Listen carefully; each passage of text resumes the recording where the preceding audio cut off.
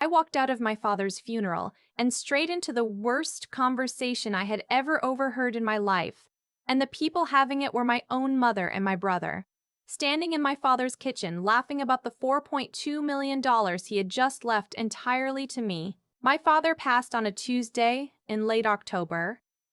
He had been sick for a long time, a slow, grinding kind of sick that gives everyone too much time to prepare and not nearly enough time to accept. I had driven the 4 hours from Chicago to my hometown in rural Indiana every single weekend for the last 8 months. I was the one who arranged the home health aides. I was the one who sat with him through the bad nights when the pain medication stopped working the way it was supposed to. I was the one who held his hand in the hospice room when the time finally came and watched him breathe his last breath. My brother had come down exactly twice in those 8 months. Once for Thanksgiving, because it was convenient, and once at the very end, when the hospice nurses called the family and said it was time. He showed up that second time in a new truck I had never seen before, wearing a jacket that probably cost more than my monthly rent, and he stayed exactly long enough to cry in front of the nurses before stepping outside to take a phone call about some investment property he was flipping. My father was a quiet man who built his whole life with his hands. He owned a small regional insurance agency in our town. Nothing glamorous, nothing that would make a magazine cover, but he had worked that business for 31 years, and somewhere along the way, without any of us really paying attention, he had accumulated something real. The agency itself, the building it operated out of, which he owned outright, a second commercial property on the main strip of town that he had bought in the 90s and quietly rented out ever since, and a life insurance policy that had been sitting and growing for decades. I found out the full number when I met with his attorney the morning after he passed.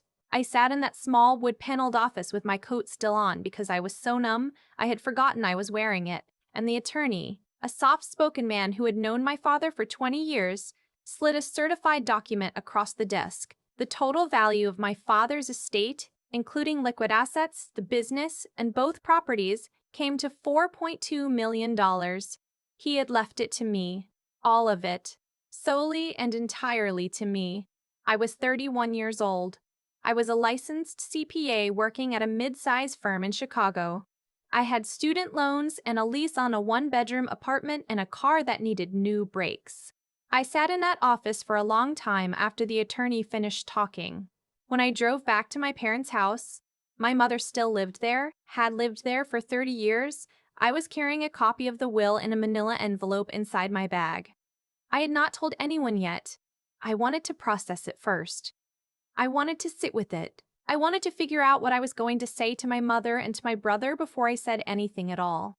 The front door was unlocked. I could hear voices from the kitchen before I even got my coat off. My brother's voice, loud the way it always got when he was excited about money, and my mother's voice underneath it, quieter but just as sharp. I stopped in the entryway. Something about the sound of it made me stay very still. The agency alone has to be worth at least $2 million, my brother was saying. Probably more if you factor in the client book. I already called a business broker this morning. He said commercial insurance books sell at a solid multiple. My mother said something I couldn't fully hear.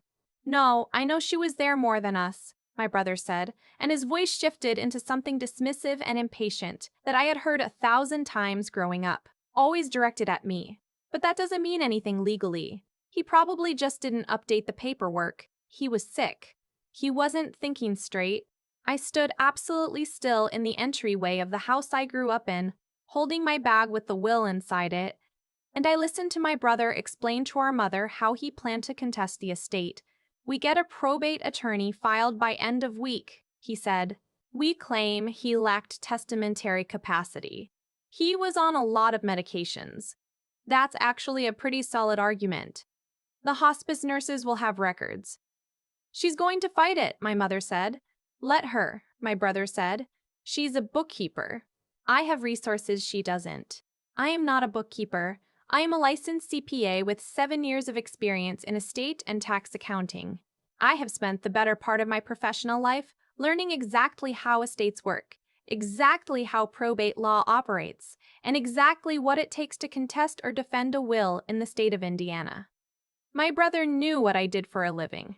He simply did not take it seriously because he never took me seriously, not once in 31 years. I stood there for another full minute. I made a decision. I walked into the kitchen.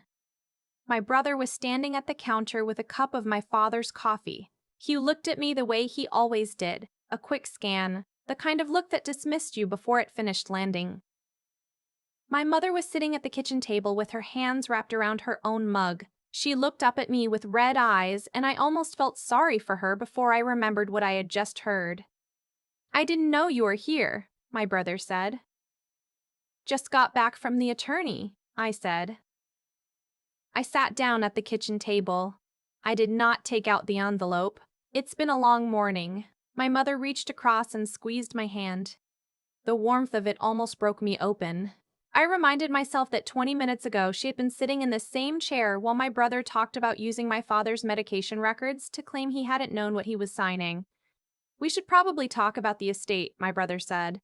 He sat down across from me and folded his hands on the table like he was about to run a meeting. He was 4 years older than me. He had always treated every room in our family like a boardroom where he was automatically in charge. Dad had more than I think any of us realized. "We're going to need to make sure everything is handled properly." "Absolutely," I said. I kept my voice completely even. "I've got a guy," he said. "An attorney. He specializes in estate administration. I think we should bring him in before anything gets filed." "That makes sense," I said. He looked at me for a second, recalibrating slightly because I wasn't arguing. "Good. I'm glad you're being reasonable about this." I nodded. I told them I was exhausted and needed to lie down. I went upstairs to my childhood bedroom, sat on the edge of the bed, and called my own attorney from Chicago. Her name was not something I had picked out of a phone book. I had worked with her firm for 3 years on client estate matters. She knew me professionally and she knew me well. When she picked up, I told her everything. I told her what my father had left me. I told her what I had just heard in the kitchen. I told her about my brother's plan to argue testamentary incapacity based on the hospice medication records. She was quiet for a moment. Then she said, "Do you have documentation of your father's mental state in the weeks before he passed?" I did, because I was the one who had been there. I had 3 months of text messages between my father and me where he talked about his decisions for the estate, lucid and specific and dated. I had 2 conversations recorded on my phone with his knowledge and consent where he explained to me in his own words exactly why he was leaving everything to me, exactly what he thought about each of his assets, and exactly what he wanted done with the agency. He had been a private man, but he had also been a careful one. He knew his son. He had planned for this. My attorney told me what to do, and I did it. I did not tell my brother anything.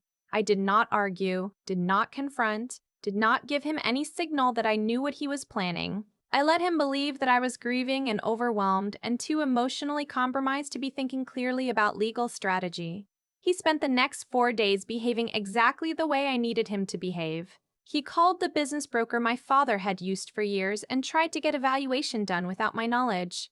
The broker, who had known my father for over a decade, called me instead of returning my brother's call.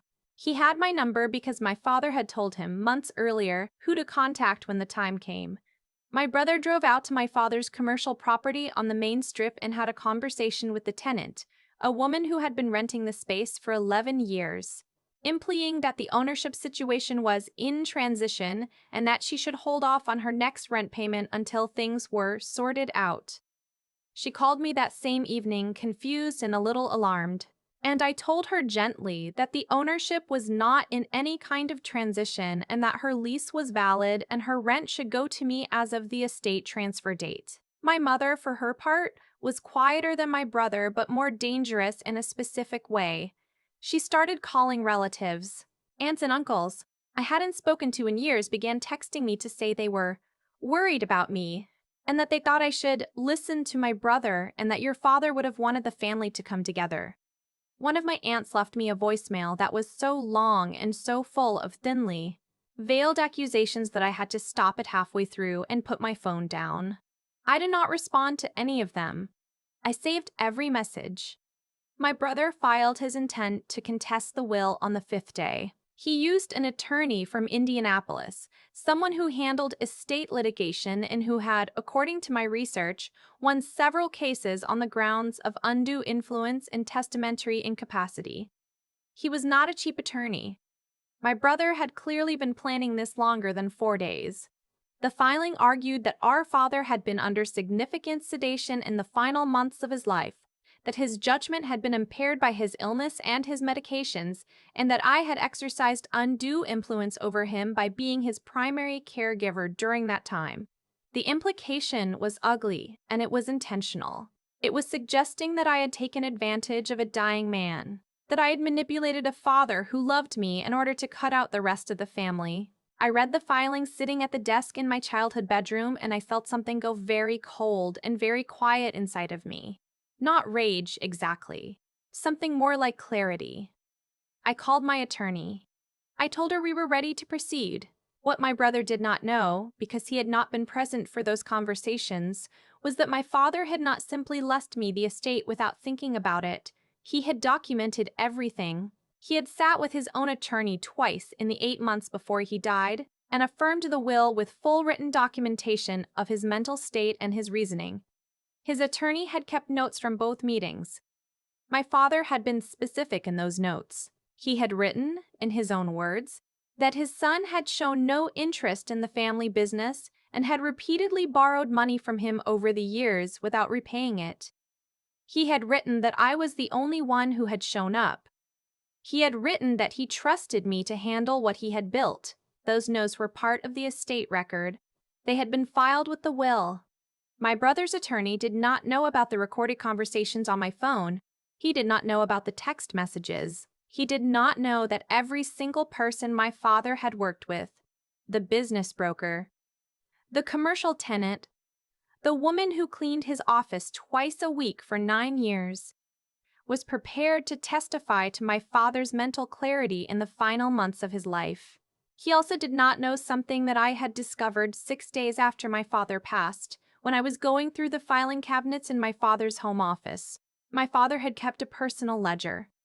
It was not digital, not a spreadsheet.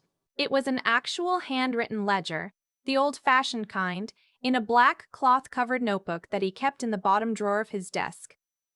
In it, going back 11 years, he had recorded every single personal loan he had made to my brother. Everyone. The dates, the amounts, the conversations attached to them, and whether they had ever been repaid. The total outstanding, the money my brother had borrowed and never returned, was $240,000. My father had noted next to the final entry, in his careful accountant's handwriting, that he had chosen not to count this against my brother's share of the estate, because he had already made his decision about the estate. He wanted a clean record. He wrote that he had accepted the money was gone, and he had made his peace with it. I sat with that ledger for a long time.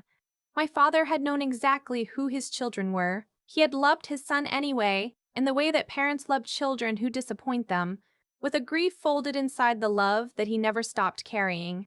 He just hadn't let that grief make his decisions for him. I photographed every page of the ledger and sent the images to my attorney. She said it was potentially the most useful document in the entire case. The probate hearing was scheduled for 6 weeks after my father's death. I drove back to Indiana the night before and stayed in my father's house. My mother was there. We moved around each other in the kitchen in the morning without speaking much. She made coffee and set a cup in front of me, and I said thank you. She looked older than she had looked 6 weeks ago. The whole thing was making her older in real time, and I noticed it, and I felt the complicated grief of that.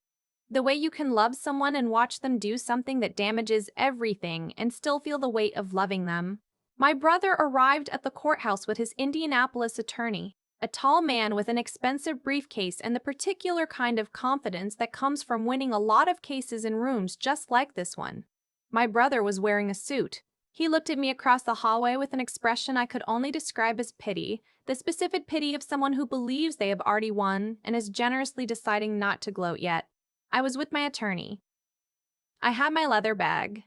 I was wearing the same suit I wore to client meetings in Chicago. The hearing opened with my brother's attorney presenting the contest. He argued clearly and professionally. He walked the judge through the argument about my father's medical state. He cited the hospice records, the medication schedule, the documented progression of his illness. He made the undue influence argument carefully, framing my caregiving role as a form of access and control rather than love and obligation. He was very good at his job. When he finished, the judge turned to my attorney. She stood up and said that before we addressed the contest, she would like to submit several items into the record. The first was the written documentation from my father's estate attorney, including the notes from both affirmation meetings with my father's signed statements about his mental state and his reasoning. The second was a certified transcript of the recorded conversations between my father and me, with a declaration from a court-certified audio analyst confirming authenticity and date.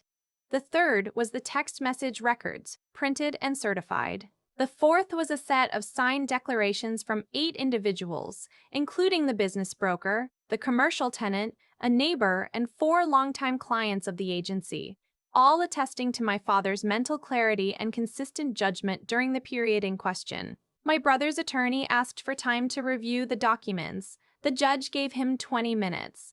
I sat at the respondent's table and drank from a water bottle and did not look at my brother. When the break ended, my attorney stood up again. She said she had one additional item to enter into evidence. She described the personal ledger. She read several entries aloud in the courtroom, slowly and clearly, including the dates and amounts of 11 years of personal loans to my brother. She noted the final entry in my father's handwriting. She noted the total. The silence in the courtroom after she stopped reading was thorough. My brother's attorney leaned over and spoke quietly to my brother for about 30 seconds. My brother's face had gone very still. The confident pity from the hallway was gone. In its place was something I recognized from childhood. A younger version of him, the version that showed up when he got caught in something and knew it. The judge examined the ledger photographs. She examined the other documentation. She asked my brother's attorney several questions about the specific medical evidence underlying the incapacity claim, and his answers were shorter and less certain than his opening statement had been. The judge ruled that afternoon. The contest was denied. The will stood as written. The estate transferred to me in full. My brother did not speak to me after the ruling. He walked out of the courthouse with his attorney and got into his truck and left. My mother stood in the hallway for a moment, not moving, looking at the floor. When she finally looked up at me, I saw something in her face that I couldn't fully name. Not guilt, exactly. Not apology. More like the expression of someone who has just realized the story they were telling themselves about a situation was not the true story. I did not say anything to her. I picked up my bag and walked out into the afternoon. In the months that followed, I did what my father had asked me to do with what he had built. I kept the agency running with the existing staff, who had been there for years and knew the business better than I ever would have without them. I hired a full-time manager, a woman who had been the deputy manager for 6 years and deserved the promotion long before I came into the picture. I renewed the lease on the commercial property on the main strip. I put the insurance money into a trust structured for long-term stability. I did not sell anything. I did not dismantle what he built for a quick payout. That had never been what he wanted, and it was not what I wanted either. My brother called me 4 months after the hearing. Once. He did not apologize. He said he hoped there were no hard feelings and that family was important and that he thought we could move past it. I listened to him say all of that, and then I told him, very calmly, that I wished him well and that I needed distance and that I would reach out when and if I was ready. He started to say something else, and I said goodbye and ended the call. He has not called back. I do not know if he ever will. I have stopped trying to figure out whether I want him to. My mother and I have a limited relationship now. We speak occasionally, stiffly, in the way of people who have survived something that broke a foundation and are still figuring out whether what's left can hold weight. I am not angry at her in the burning way I was at first. I am something more like careful. I love her in the guarded, deliberate way you love someone after they have shown you exactly what they are capable of when they are afraid.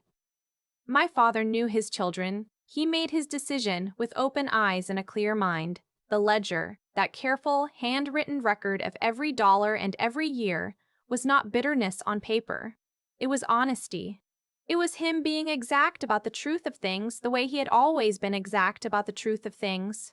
He left me everything not because he loved me more in some simple, uncomplicated way, but because he knew that what he built would be safe with me, that it would last. I think about that sometimes when I drive past the agency building, when I see the lights on inside and the sign he put up 25 years ago still hanging straight above the door. He spent his whole life making something that could outlast him. It does. It will. Some things you cannot take away from a person, no matter how hard you try or how good your attorney is. The work someone put in, the trust someone earned, the record someone kept of who actually showed up. Those things are real in a way that courtrooms can only confirm, not create. My father knew that. I think I always knew it too. I just had to stand still in a hallway long enough to remember it.